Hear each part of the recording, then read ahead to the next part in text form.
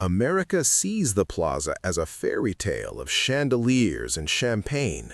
But what if the real story isn't about luxury at all? What if it's about debt, pressure, and how cold financial math nearly hollowed out one of New York's greatest icons from the inside? For more than a century, the Plaza Hotel has stood at the corner of Fifth Avenue and Central Park South like a promise carved in stone. To the public, it has always meant glamour, royalty walking through revolving doors, movie stars lingering beneath crystal light, and a version of New York that feels eternal. But buildings don't survive on myth alone. When the Plaza opened its doors in 1907, it wasn't just a hotel, it was a statement of power. 800 rooms, 500 private bathrooms at a time when indoor plumbing was still a luxury. The Palm Court glowing beneath a glass ceiling, over 1,600 crystal chandeliers transforming electricity into theater.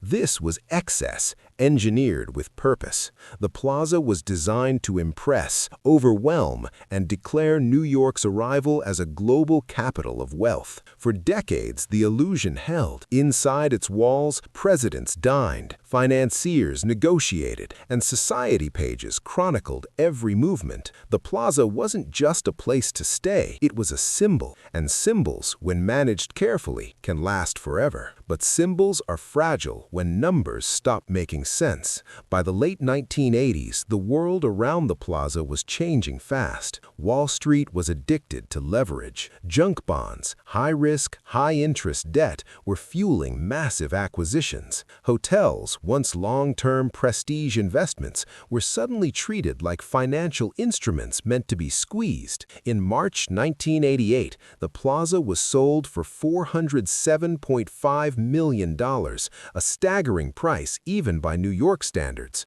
The purchase wasn't powered by patience or tradition, it was driven by debt. Heavy debt, junk bonds carrying interest rates above 14%. From the moment the deal closed, the clock started ticking. 14% doesn't care about history. 14% doesn't respect chandeliers. Every month, the interest demanded cash, and the Plaza, for all its beauty, wasn't generating enough of it. Pressure came quickly. Staff cuts began to trim operating costs. Maintenance budgets tightened. Ideas once considered unthinkable entered serious discussion, converting hotel rooms into luxury condominiums, slicing the building into assets rather than preserving it as a whole. The Plaza wasn't being destroyed, but it was being slowly redefined. Then came October 1988. Workers in coveralls moved into the Oak Room, one of the hotel's most historic spaces. But they weren't there to restore or protect. Brass fixtures were stripped away, decorative elements removed, not archived, not preserved, liquidated, sold off to generate cash. This wasn't vandalism, it was accounting. To the outside world, the Plaza still shimmered. Guests drank tea beneath the Palm Court's brass dome. Tourists snapped photos of the facade. But behind the scenes, the business math was tightening like a vice. Yet, even in crisis, some spaces remained sacred. The Palm Court, the Oak Room, the Grand Ballroom. These weren't just rooms,